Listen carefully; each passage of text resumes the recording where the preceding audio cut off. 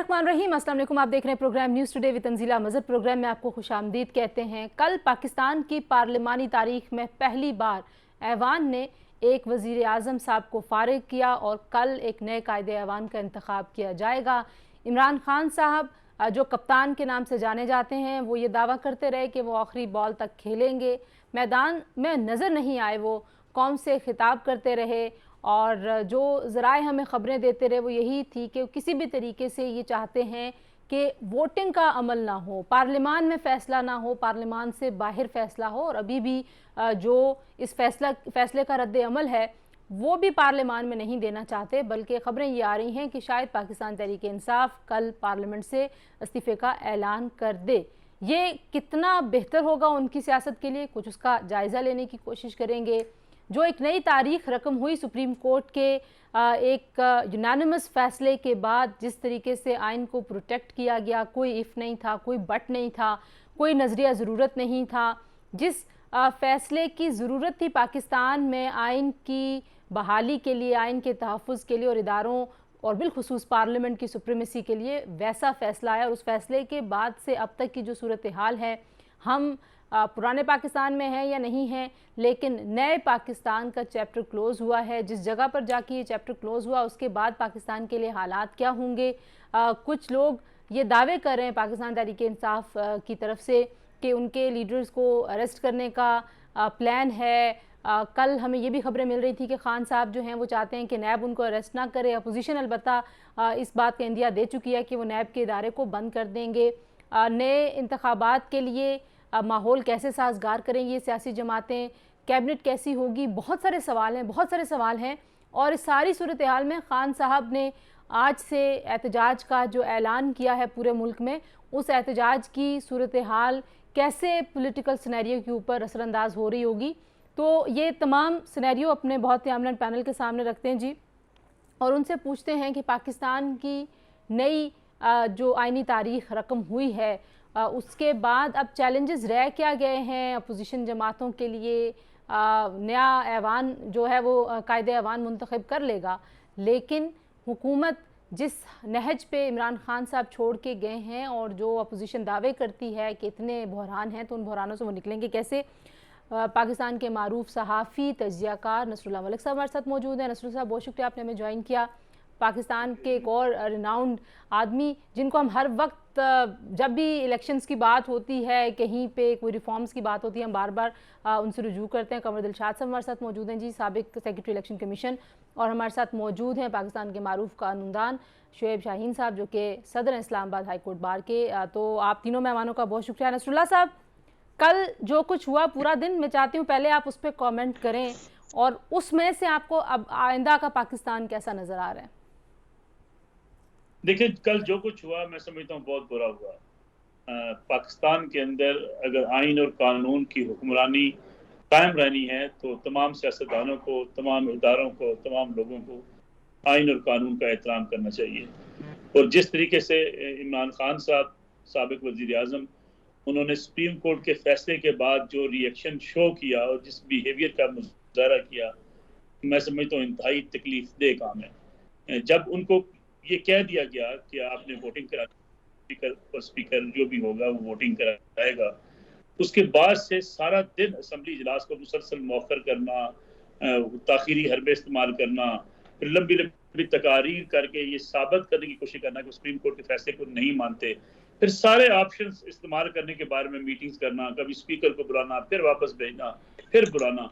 इससे मैं नहीं समझता कि इमरान खान साहब की एक जो जमहूरी सोच है, ये पार्लियामान की बालादस्ती की सोच है, उसको कोई फायदा पहुंचा। अगरचे उनके हामी बड़े गमो गुस्से में हैं, नाराजगी का इजहार कर रहे हैं, क्योंकि एक बयानिया जो उन्होंने बना के पेश करने की कोशिश की है पब्लिक के सामने कि अमेरिका उनकी हुकूमत हटाना चाहता था, एक ऐसा अजीब गरीब किस्म का बयानिया बनाने की कोशिश की गई कि जैसे वो बहुत बड़े कोई इस वक्त आलम इस्लाम को लीड कर रहे थे।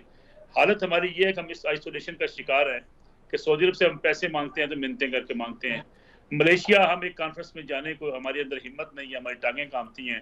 अच्छा नसरुल्लाह साहब, हमारे कोई टेक्निकल एक इशू आ रहा है, 1 मिनट जहाँ पे ठहरिएगा, यहीं से हम गुफ्तगू का सिलसिला दोबारा जोड़ेंगे जी। एक ब्रेक लेते हैं, ब्रेक से वापस आते हैं, मेहमान हमारे साथ हैं, गुफ्तगू यहीं से जोड़ेंगे। Stay with us.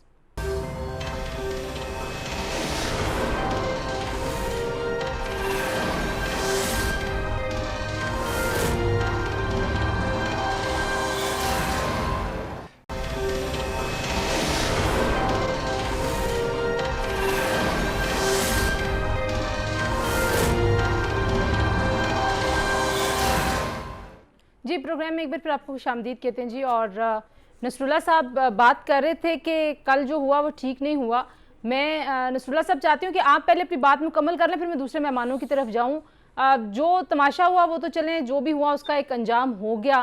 अब आपको लगता है कि इन चीज़ों को फिक्स भी होना चाहिए, किसने क्यों क्या किया? बिलखुसूस अगर डिप्टी स्पीकर और स्पीकर साहब के रवैये की बात करें, डिप्टी स्पीकर ने कहा जी मैंने तो कोई ऐसा काम ही नहीं किया, मैं तो जो मैंने रूलिंग दी मैं सारी ज़िंदगी उस पर फ़ख्र करूँगा। और स्पीकर साहब ने जो लास्ट पे रिज़ाइन किया उस पर ज़रा से कमेंट कर दें ब्रीफली, तो फिर मैं दोनों मेहमानों की तरफ जाऊँ।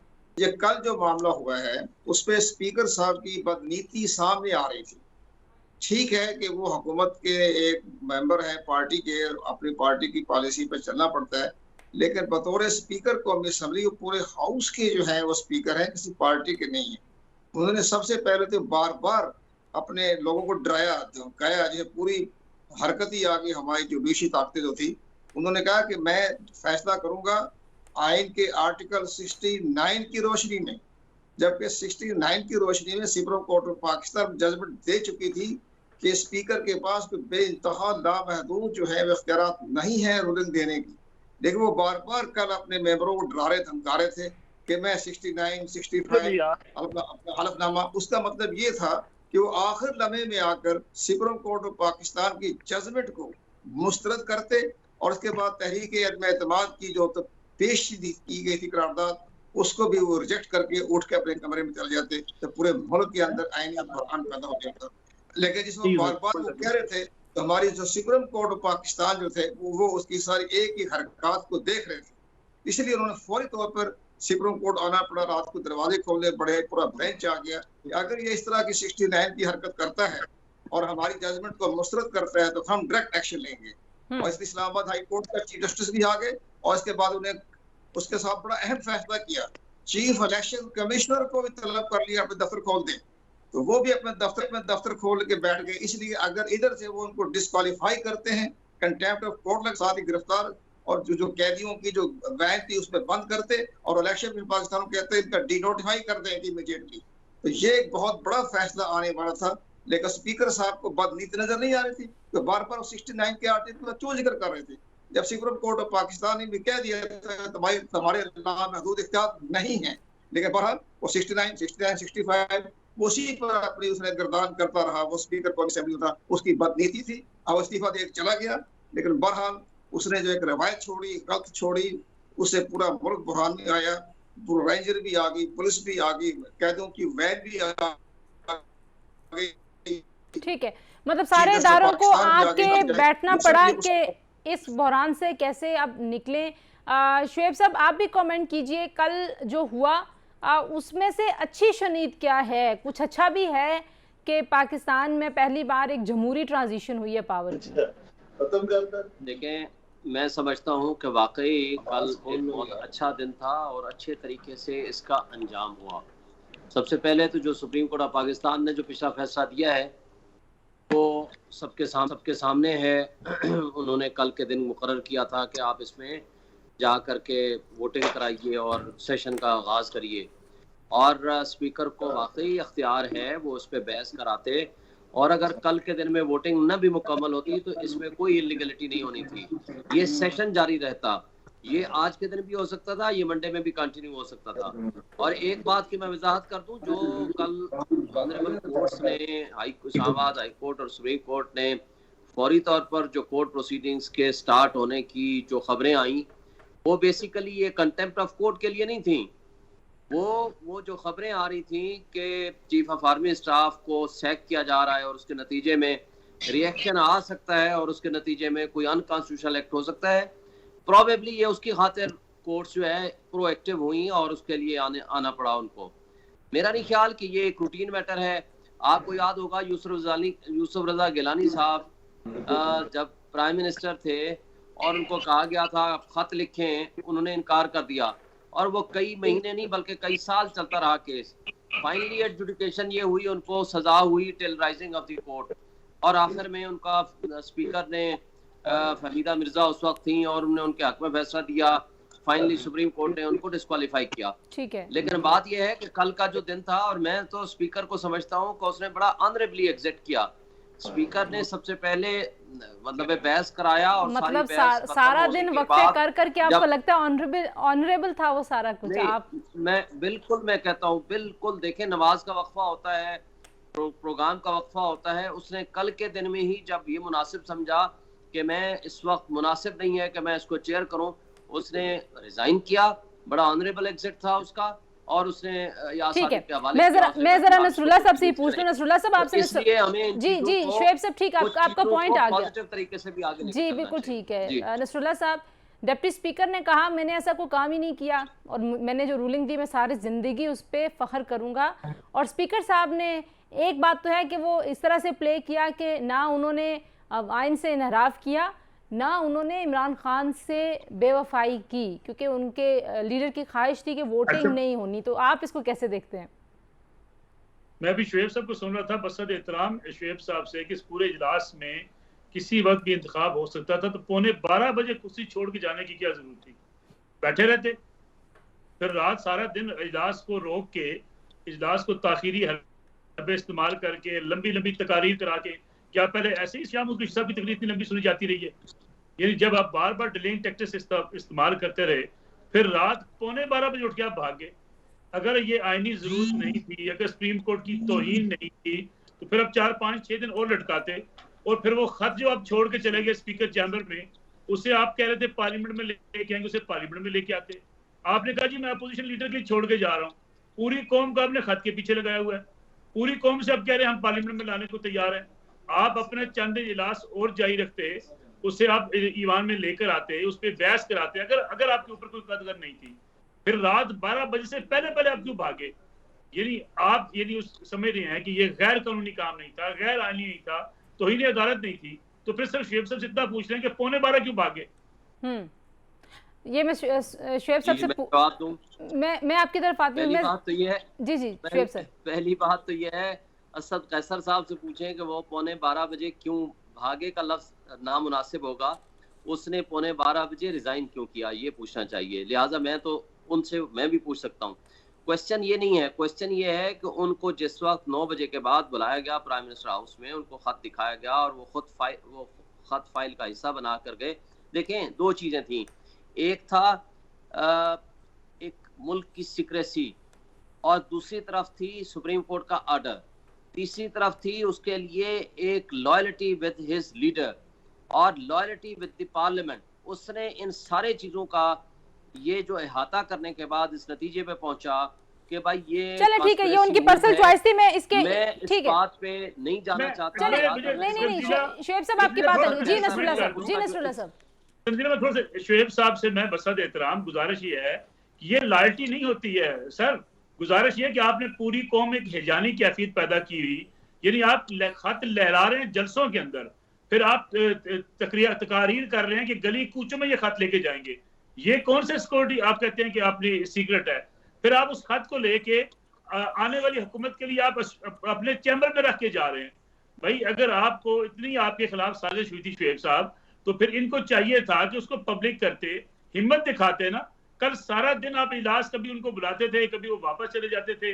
जब ये डिलेइंग टैक्टिक्स करने के बाद आपके पास कोई रास्ता नहीं बचा, जब प्रिजनर वैन आपके दरवाजे पे आके खड़ी हो गई, जब आपको महसूस हुआ कि आप डीसी होंगे, डिस्क्वालीफाई होंगे, तो आप फिर आपने कहा जी मैं पूरे 12 बजे बड़ी इज्जत एहतराम से चला जाऊंगा। ये है वो। अच्छा शुएब साहब, we are not doing more argument on Asad Qaiser, क्योंकि मेरे पास एजेंडे पे 2-3 सवाल और भी है, मुझे उसकी तरफ भी जाना है। तो मैं जरा एक छोटी सी बात कमर दिलशाद साहब से पूछ के फिर नसरुल्लाह साहब और आपके पास लेके आती हूँ कि मुनर्रफ अरकान ने वोट नहीं दिया, उनके वोट के बगैर हुआ अदम एतमाद कामयाब। लेकिन अब कल का जो इंतखाब है कमर दिलशाद साहब, उन लोगों का क्या स्टेटस है जो मुनर्रफ अरकान हैं और ऐवान में वो कल मौजूद थे? देखिए, हम बात तो कर रहे हैं स्पीकर साहब के रवैये पर, कंडक्ट पर, उसकी बदनीति पर। आप हैरान होंगे कि हमें कौमी असम्बली के सेक्रेटरीट के जितने बड़े बड़े ओहदेदार बैठे हुए हैं, उनके नाम लेना तो मुनासिब नहीं है, उन्होंने मुझे खुद बताया कि हम बार बार स्पीकर के पास जा रहे हैं कि जनाब सुप्रीम कोर्ट ऑफ पाकिस्तान की हदायत के मुताबिक आप कार्रवाई शुरू कर दें, आपके रूलिंग के इख्तियारात खत्म हो चुके हैं, कोई आर्टिकल 69 की बार बार जिक्र ना करें आप, और आप इसको कंडक्ट करें तो कार्रवाई चलाएं। और उन्होंने लिख कर दिया, बात बात समझाई, चैम्बर में जाके वो सारे सेक्रेटरी डीजी लॉ सब उनके पास बैठे रहे, वो पैसे मासी नहीं हुए। जो ही वो प्राइम मिनिस्टर साहब ला रहे थे, वो दुर छल्ला की तरह भाग जाते थे। प्राइम मिनिस्टर कह देते ना, मैं इजलास हो रहा है, मैं सदारत कर रहा हूँ, मैं कंडक्ट कर रहा हूँ, आप क्यों बुला रहे हैं मुझे? आप वैसे भी तो सर स्पीकर तो कस्टोडियन ऑफ द हाउस होता है ना, स्पीकर किसी एक जमात का नहीं होता, वो तो कस्टोडियन ऑफ हाउस होता है, जो पार्लियामेंट्री नॉर्म्स हैं। हाँ, वहाँ पे तो बड़े अच्छे अच्छे स्पीकर हमारे पास हैं। वो तो उसका नौकर नहीं है, वाजब उसका बार बार जा रहा है, पर गालियां दे रहा है साथियों को। इतना टेंशन में आ गया। फिर जब उसके खिलाफ करारदाद जो उसके खिलाफ तहरीक एतमाद पेश होगी, तो पता था कि सुबह ही निकाल देंगे। वो अपने आराम से 12:15 बजे 2 जुमले के घर भाग गए। तो ये सारी चीजें हैं। फिर बाकी अच्छा, मुझे मुनर्रफ अराकीन का बता दें, मुझे उनकी लीगल पोजीशन कल क्या होगी, जब वो कल वोटिंग होगी कायदे ऐवान के लिए, तो वो उनका क्या स्टेटस है?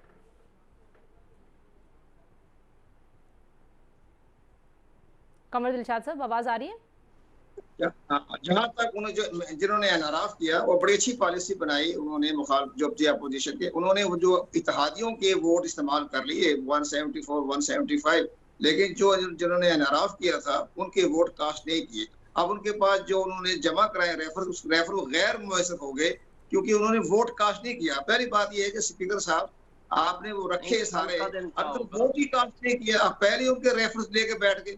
जो वोट कास्ट कर देते तब वो रेफर जो था वो इलेक्शन कमीशन पाकिस्तान जाना था ना, बगैर अभी वोट कास्ट किए हुए वो उनके बैठ के लेकर जो आए अमर डोगर कह देते हैं कि जनाब अभी तो उन्होंने वो वोट ही कास्ट नहीं किया, तो मैं रेफर लेकर क्या करूंगा? मैं जब ये वोट कास्ट कर देंगे तो मैं इसको रेफर भिजवा दूंगा पाकिस्तान इलेक्शन कमीशन में।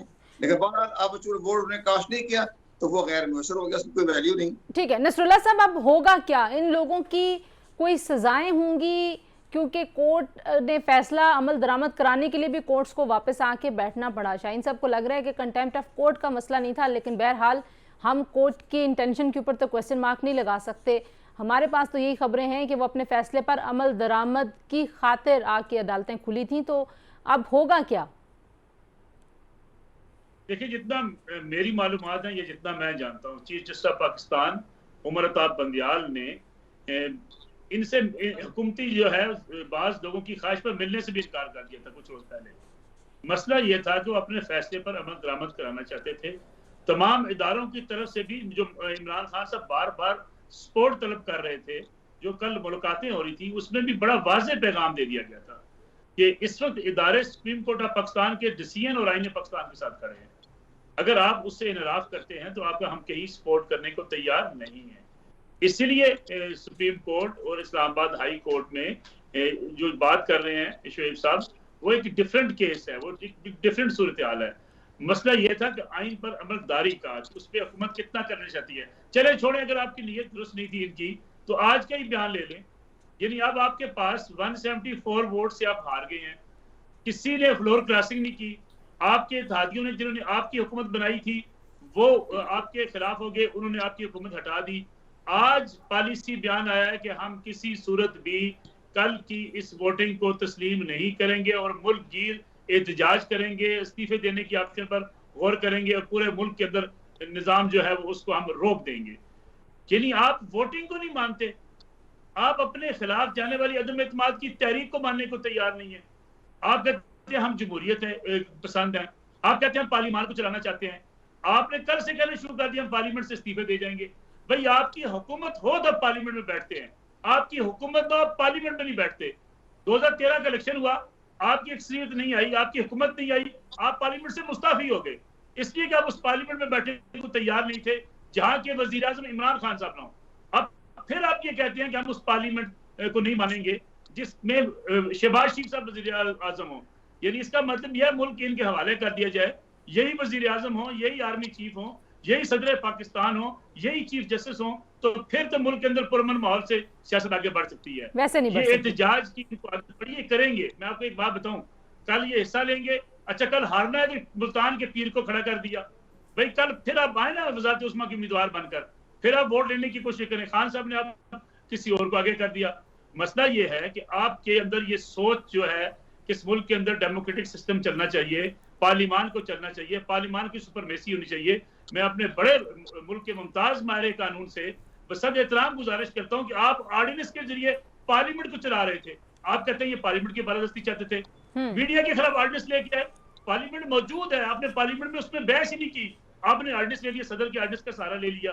जब आप खुद पार्लियामेंट की बेतौकीरी चाहते हैं स्वाय इसके कि आपकी हुकूमत हो, इसके अलावा आप कुछ नहीं चाहते। ठीक है, मैं जरा शुएब साहब से पूछ लूं। शुएब साहब, जो स्पीकर साहब तो जाहिर है अगर टेक्निकली लीगल टर्म्स में देखा जाए तो तारीख बदलने से पहले उन्होंने प्रोसीजर का आगाज़ कर दिया। उन्होंने जो वो सुबह से कह रहे थे मैं सुप्रीम कोर्ट के फैसले पर अमल दरामद करवाऊंगा, उन्होंने बात अपनी सच्ची साबित कर दी। लेकिन डिप्टी स्पीकर की रूलिंग को अनकॉन्स्टिट्यूशनल कहा सुप्रीम कोर्ट के लार्जर बेंच ने यूनानिमस फैसला दे के। तो अब अगर उनके खिलाफ आपको लगता है कि कार्रवाई होनी चाहिए, क्योंकि ये जो आइन तोड़ने का रवाज है, ये आइन को रिस्पेक्ट करने का, डिसरिगार्ड करने का रवाज है, ये कि रवाज ही ना बन जाए कि लोगों को लगे कि नहीं आइन अहम नहीं है, पार्टी लीडर अहम है, या जो पार्टी का हेड कहता है वो अहम है, पार्टी नहीं है। मैं आपकी सवाल का एक ही जवाब है कि ये गलत था, गैर आईनी इक़दाम था डिप्टी स्पीकर का, और सुप्रीम कोर्ट ने तारीखी फैसला दिया और उसको कलअदम करार दे दिया। ठीक हो गया, ये बात यहाँ ख़त्म हो गई। जो सवाल आपका दूसरा है कि क्या गैर आईनी इक़दाम के नतीजे में सज़ा व जज़ा का क्या कॉन्सेप्ट है, देखें कोई भी सज़ा व जज़ा या आइन देता है या कानून देता है। सज़ा व जज़ा देखें, एक SHO है ना, वो किसी शहरी को नाजायज़ बंद करता है ना, वो भी अनकॉन्स्टिट्यूशनल एक्ट करता है।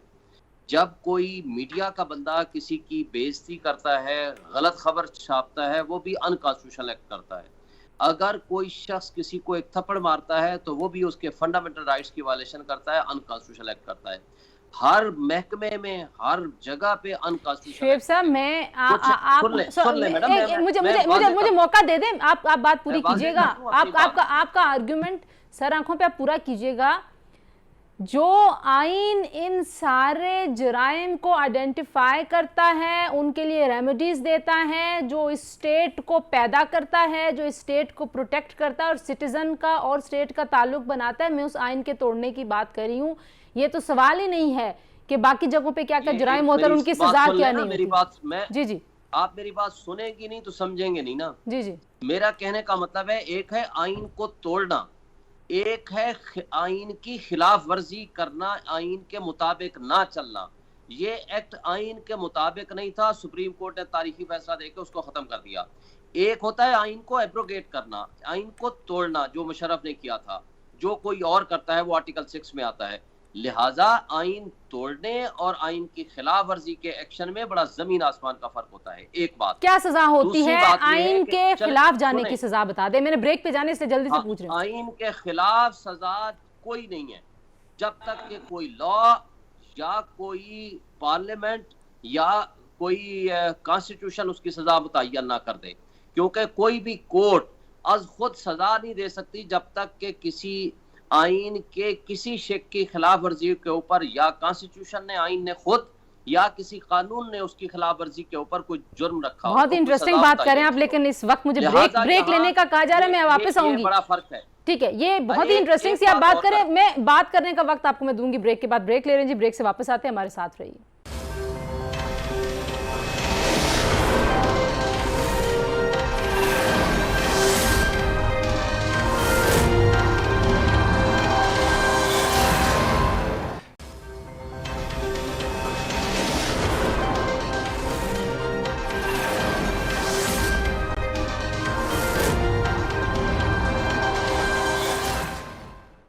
जी, प्रोग्राम एक बार फिर आपको खुशामदीद कहते हैं। बड़ी इंटरेस्टिंग बात की शुएब शाहीन साहब ने, नसरुल्लाह साहब वो कह रहे हैं कि आइन तोड़ना तो एब्रोगेट करना है आइन को, और गैर आइनी इक़दाम जो डिक्लेयर किया अदालत ने, उसकी कोई सज़ा ऐसी प्रोसीडिंग के हिसाब से प्रिसाइजली इस तरह के सिनेरियो की हमारे आइन कानून में अभी तक तजवीज़ नहीं हुई। इस पर ज़रा जल्दी से कॉमेंट करें, फिर आगे बढ़ें। मेरी राय के मुताबिक साहब बिल्कुल ठीक कह रहे हैं, बिल्कुल सही उनकी वो है जी।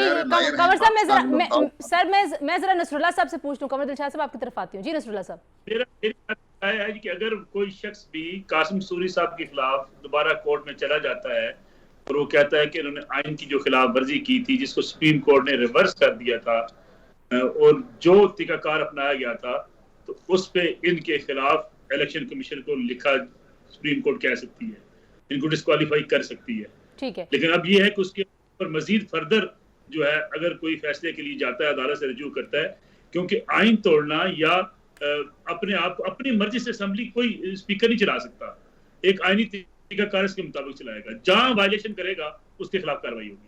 अच्छा, मुझे वो खबर भी बता दें, आपको लगता है कि अपोजिशन जमातें जो ज़ाहिर अब हुकूमत बनाने जा रही हैं वो कोई इरादा रखती हैं इनके खिलाफ कोई मुकदमे शदमे बनाने चलाने की? मेरा ख्याल है कि ऐसा नहीं होगा, क्योंकि इस वक्त हुकूमत इन मुश्किलात का शिकार होगी। उनकी कोशिश ये है कि कोई फाहम तफहीम की सियासत हो, कोई जाहिरियत की सियासत ना हो। लेकिन मैं गुजारिश से एक जुमला करूं, जहां वायलेशन हुई है शायद वहां कुछ ना कुछ कार्रवाई हो। मिसाल के तौर पे स्पीकर कौमी असम्बली अपने हल्के के सारे मुलाजमीन को कौमी असम्बली में भर्ती कर गए बगैर किसी मेरिट के। जरा उसकी कोई इंक्वायरी करवा लें, आपको अंदाजा हो जाएगा कि स्पीकर साहब ने कौमी असम्बली सेक्रेटरीट के साथ क्या किया है। उससे खुलकर सामने आ जाएगी। मैं समझता हूँ कुछ न कुछ, जैसे शहबाज शरीफ साहब ने कल कहा था कि हम इंतकामी कार्रवाई नहीं करेंगे, लेकिन कानून हरकत में आएगा, कानून अपना काम करता रहेगा। ठीक है, ये बड़ी इंटरेस्टिंग बात है। शुएब साहब, जो मुनहरफ अराकीन है, कल अगर वो जो पीटीआई का कैंडिडेट है कायदे ऐवान के लिए उसको वोट नहीं देते तो क्या सिनेरियो बनता है लीगली? ज़ाहिर है अगर वो वोट नहीं देते हैं तो वो कॉन्स्टिट्यूशन के तहत आर्टिकल 63A के तहत वो डिस्क्वालीफाई हो जाएंगे। ज़ाहिर है रेफरेंस विद इन 2 डेज चला जाएगा इलेक्शन कमीशन को। अगर वो विद इन 2 डेज नहीं भेज देते, इट विल बी प्रिज्यूम कि वो उनके खिलाफ रेफरेंस चला गया है। उनके खिलाफ पहले से एक रेफरेंस गया हुआ है उनके खिलाफ, लेकिन दोबारा भी जा सकता है। मतलब या उसी के रेफरेंस की कंटिन्यूएशन में दोबारा भी रेफरेंस जा सकता है। मसला ये आएगा, मसला सिर्फ यहाँ आएगा कि जो सुप्रीम कोर्ट में रेफरेंस पेंडिंग है, प्रेसिडेंशियल रेफरेंस, उसका सिर्फ ये देखना बाकी है कि क्या इस टर्म के लिए वो नाअहल हो जाएंगे या ताहयात नाअहल होंगे। सिर्फ इस बात का पता ये डिटर्मिनेशन होनी बाकी है। यहाँ तक इस बात का ताल्लुक है कि उनकी नाअहली हो जाएगी इस बुनियाद पर, उसमें तो कोई दूसरी इबहाम नहीं है। आर्टिकल 63A बड़ा क्लियर है इसमें। नसरुल्लाह साहब, आपको क्या लगता है? अगर कोई बीमार हुआ ना पहुंच सका तो उसके खिलाफ क्या होगा?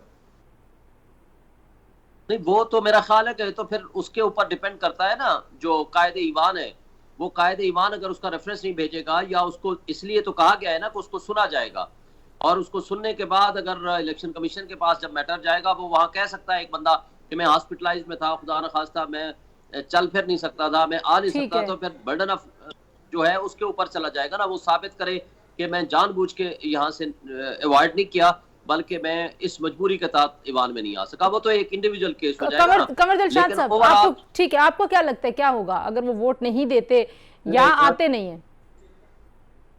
इसमें सबसे बड़ी अहम बात है कि सुप्रीम कोर्ट ऑफ पाकिस्तान के पास कोई ऐसे आईनी इख्तियारात नहीं है कि वो आर्टिकल 63A की डेफिनेशन करते हुए इनको ताहयात तैयार कर दे दें, और कानून साजी करनी पड़ेगी ना आर्टिकल 62 में, 62(1)(f) में। तो यहाँ तो सुप्रीम कोर्ट ऑफ पाकिस्तान के पास कोई इख्तियारात नहीं है कि किसी को नहल करार दे दें परमानेंट या ताहयात। वो एक राय देगी, मशवरा देगी कि आप कानून साजी कर लें, और कानून साजी करना जो है हमारी कौमी असम्बली का काम है। तो बाकी किसी को नहल करार नहीं करने की इख्तियारात नहीं है। उस तरीकाकार 63A में बता दिया गया है कि वो अपने अगर उसने फ्लोर क्रॉसिंग की है या उनके लीडर पार्टी के नाराज किया है, तो उसको इलेक्शन कमीशन पाकिस्तान जो है उसको डी-सीट कर सकता है। लफ्ज़ इस्तेमाल है कॉन्स्टिट्यूशन में, डी-सीट कर सकते। अगर वो वोटिंग जैसे कह रहे हैं, वोटिंग नहीं होने देंगे या नहीं मानेंगे, उस सूरत हाल में क्या होगा? नहीं, वो नहीं देंगे। मैं बताऊं, इसमें सबसे बड़ा अहम केस है, मेरा दोस्त को पता हो शायद शैफ साहब को, कि ये अटॉर्नी जनरल भी रेफरेंस दिया है और हमने भी बेशुमार बातें की इसके बारे में। तो आशा कलाली का केस बड़ा मशहूर है। आशा कलाली ने के बारे में जब इमरान खान ने उनके खिलाफ रेफरेंस भेजा थ्रू या सादक के, ठीक है, 2017-18 में, तो उस वक्त उन्होंने ये किया, सरदार रजा ने ये डिसीजन दिया, जजमेंट दी कि ये मेलाफाइड के तहत रेफरेंस आए हैं, उसने अपनी मर्जी से प्राइम मिनिस्टर को वोट दिया। मलिक साहब, कल को जी ठीक है, कल को लड़ाई शाही होगी जी, आखिरी कमेंट आपका क्या होगा? उसके बाद उसको डिस्क्वालीफाई किया, रेफरेंस रिजेक्ट कर दिया। उसके बाद वोटिंग के बाद फिर ये एक नया जारहाना मूड में आएंगे, वोटिंग अमल को मुकम्मल करेंगे, देखेंगे कि इनके वोट कितने आते हैं, और उसके साथ ये भी कहने की कोशिश करेंगे देखिए हमारे लोग तो हमारे काफी पूरे हैं, क्योंकि बहुत से लोगों ने, जैसा कि अभी कंवर साहब कह रहे थे कि आज इनकार कर दिया हम मुस्ताफी नहीं होंगे, उस स्ट्रेंथ को दिखाना चाहती है इस वक्त PTI. Okay, thank you so much ji Nasrullah Malik sahab, Qamar Dilshad साहब, शुएब शाहीन साहब। गुफ्तगू आपने सुनी जी। आज के लिए इतना ही। कल देखते हैं पाकिस्तान के नए वज़ीर आज़म कौन बनेंगे और वज़ीर आज़म बनने के बाद उनके पास नए चैलेंजेस क्या होंगे, उस पर दोबारा आपके सामने हाजिर होंगे। अपना ख्याल रखिए। अल्लाह हाफिज़।